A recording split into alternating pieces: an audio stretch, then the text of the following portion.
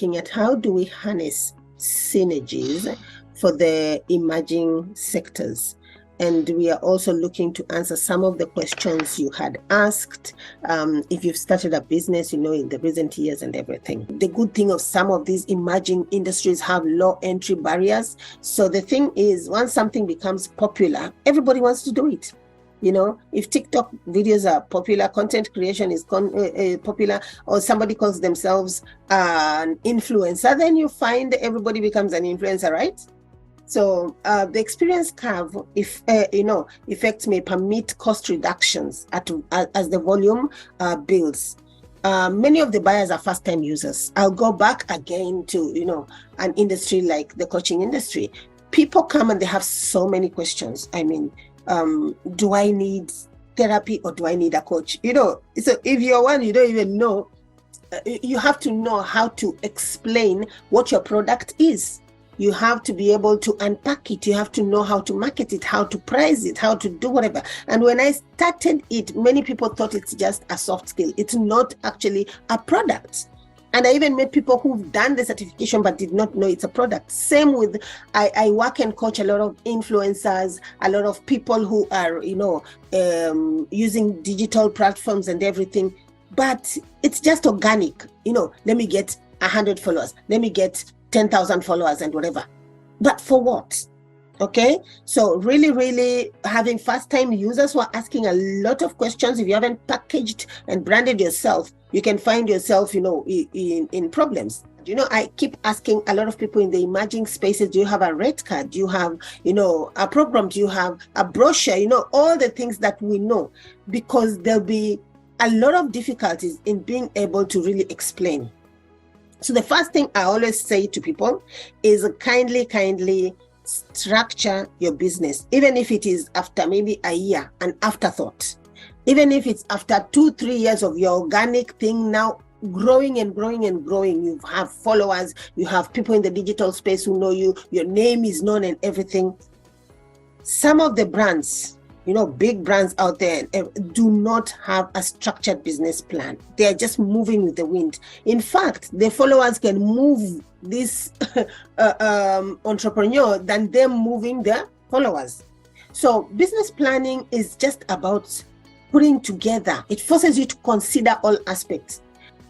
Now, if you are in Kenya, and again, as I've said, many times we as business owners have just jumped a step. So remember I said maybe it started off organically, especially if it's in the industry, of an emerging market or whatever. It's quite new. You have a name. I ask people and I coach people every day, and entrepreneurs tell me, I have a business name, coach. Okay, that's good and fine.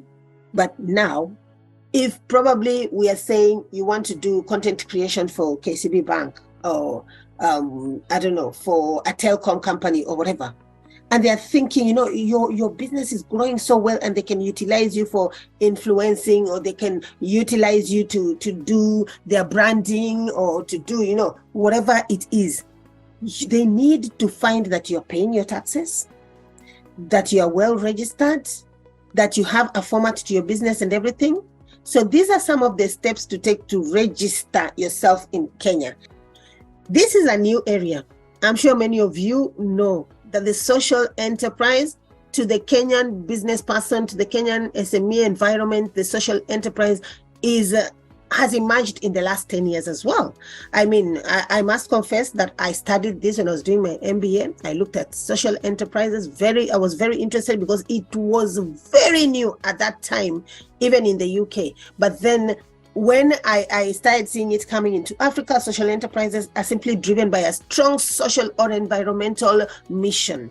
And therefore, any profits that you get in your social enterprise are reinvested. At least you pick a portion, whether it is a third or 2/3, you reinvest into, environmental missions or social missions, around helping people. You can say, I'm working to help youth. I was working with one of my clients the other day, and they said, Sarah, I've set up specifically to do ABC with youth. And I know that there are organizations that give me funding, like MasterCard Foundation, maybe KCB Foundation, Biashara, Synergies, and whatever. And I said, any other big global foundations of funding, or even the UN or European Union or something like that, fine. There are specific areas like maybe climate change that they want to go into, blue economy, green economy, women, gender, vulnerable groups, disability.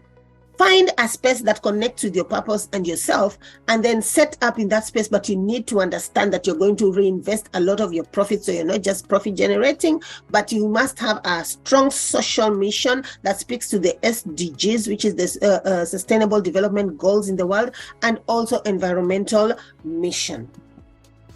So how do you then turn your passion into a professional business?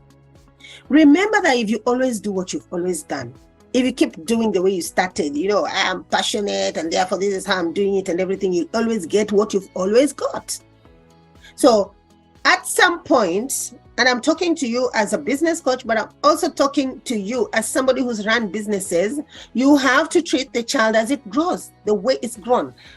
I keep saying, when my business started, I was attached to it like a mother to their baby. The first 6 months, they are still breastfeeding. You carry them everywhere. You're leaving milk. You're spoon feeding. After the next 6 months, you still have to feed them with a spoon. You still have to mash and bring out everything. But please, at the age of 3, this child is running. They are walking. They are running. They are self-sufficient in a few things and whatever. At the age of 7, they're going to school. They're speaking up when they're in pain. They're speaking up when they are happy. They're telling you which direction they want to go and everything. Same with businesses. We can't keep breastfeeding a 7-year-olds. That's why I keep saying I've met so many businesses at year 5, year 10 at startup mode or hobby mode. Money is going still into your personal M-Pesa and, everything is... I am so impressed that in Kenya, even when I go to the market, those ladies tell me, Madam, here is my till. Madam, here is my pay bill.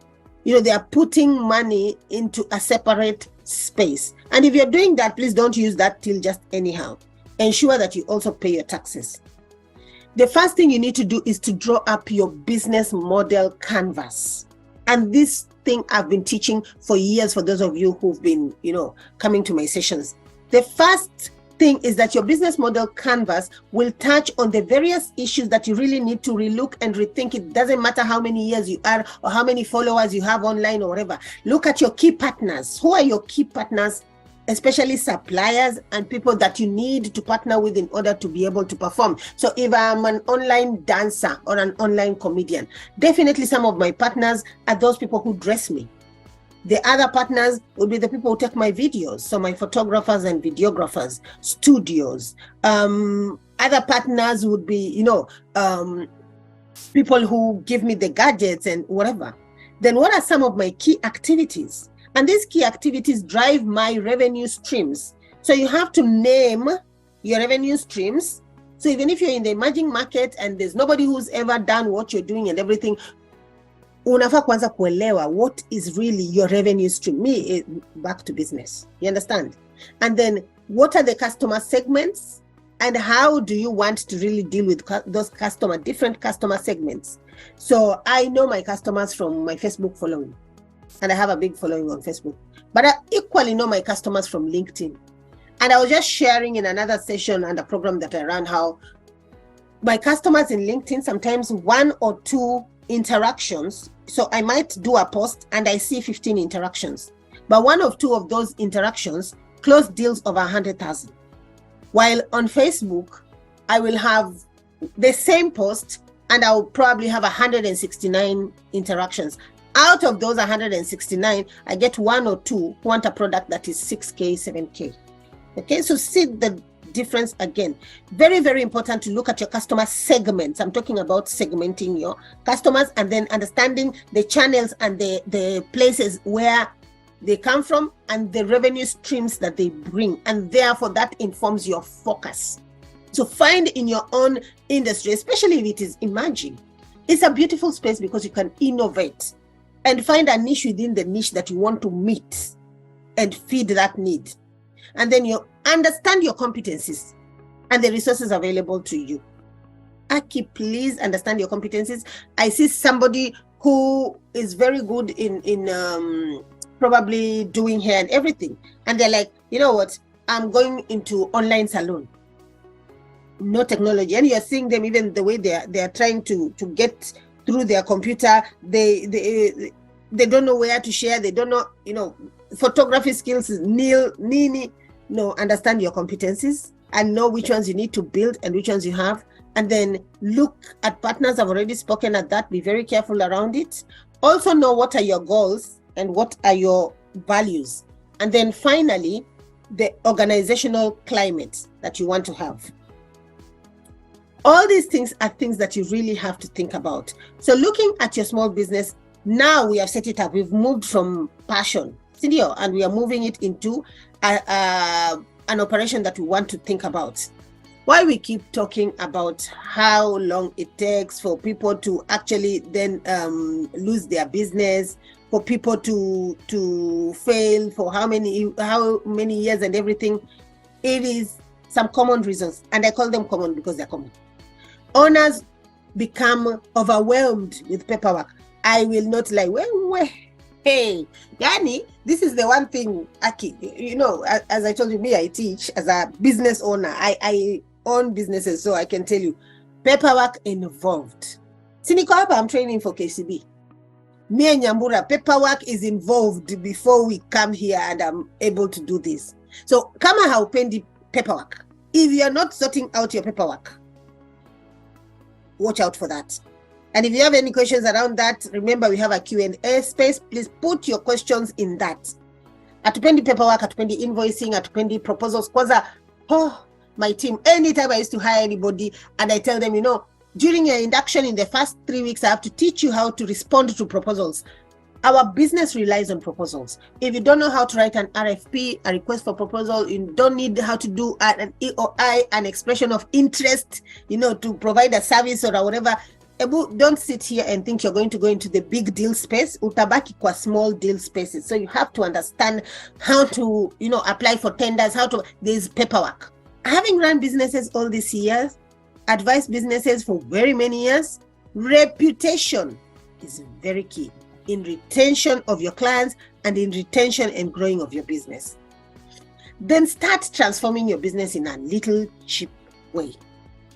If you know your home just won't do it, you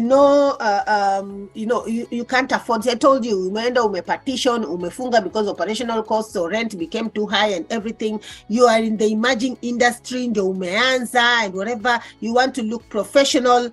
You need to really start thinking about, can I pay, rigorous offices?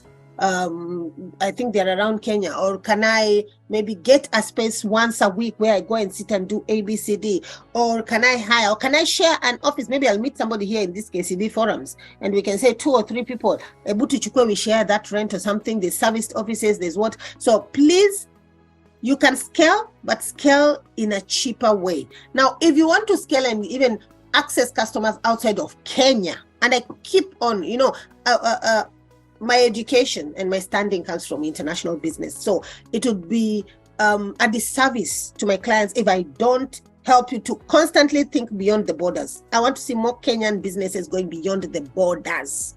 Right now, I'm doing business with somebody in Malawi. We've crossed that border. They are doing product and service into Kenya. I'm doing product and service into their country. And it is amazing. And it's easy.